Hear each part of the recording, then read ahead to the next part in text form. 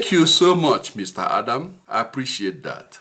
And also, thank you to all that honored SDIG by taking time from their busy schedule to support our first inaugural summit, especially to Dr. Walker, who is going to be directing the activities today, as well as the panelists, especially our keynote speakers. SDIG is founded on the belief that we are all God's children and thus be treated fairly regardless of who we are. This position is consistent with the foundations of Declaration of Independence. The Declaration of Independence, which was in 1776, asserts that all men are created equal, affirming that every individual is endowed by the Creator with certain unalienable rights, including life, liberty, and pursuit of happiness. These rights are inherent, universal, and cannot be taken away by government. The document proclaimed that the purpose of government is to secure these rights, and when it fails to do so, the people have the authority to alter or abolish it and establish one that upholds equality and justice. Ladies and gentlemen, it's my honor to welcome you in this important occasion. SDIG stems from the view that we are all equal, that we should provide and care for all people. So in that lane, SDIG opens this opportunity for all. You know, we are still having the debate as to what form of government should we have. Right now as we speak, the government is shut down. People are not having the job, not knowing where their meal will come from.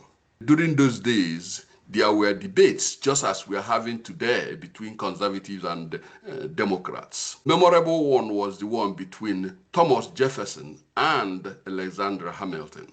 These individuals have different ideas as to what United States government should be and how it should work. On one hand, Thomas Jefferson believes in a small central government and strong state powers. He wanted the nation to be made up of independent farmers, valuing simplicity, democracy, and limited federal control. In contrast, Alexander Hamilton supported a strong national government led by educated leaders. He thought the country's future depends on industry, trade, and banking, not just farming.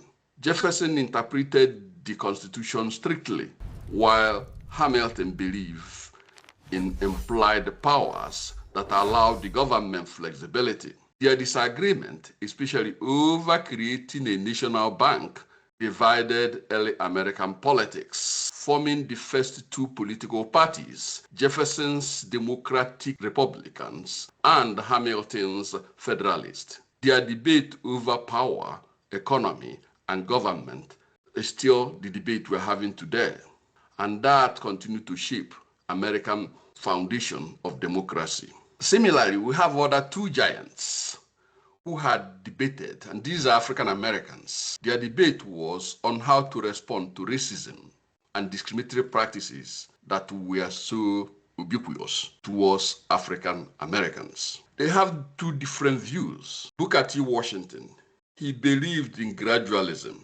In his speech in Atlanta, characterized the Atlanta Compromise speech, he advised Black Americans to cast down your bucket where you are, meaning to improve their conditions through hard work, thrift, and patience. He felt that by proving their economic values and moral character, African Americans would eventually earn respect and rights from the white society.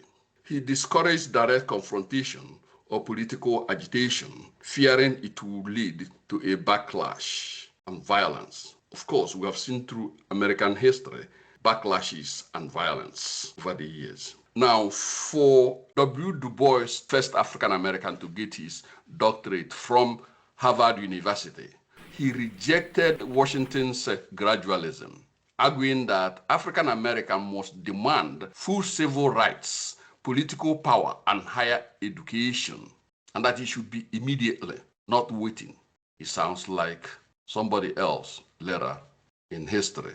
Now, he strongly believed that political activism, protest, and legal challenges to segregation and discrimination would be the way to attack or undo the racism that prevailed those days.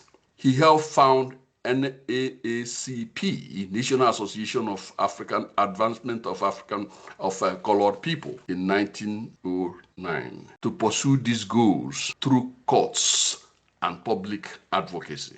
You can see that these two men were unbelievably of different ideas, and these ideas are still being fought today.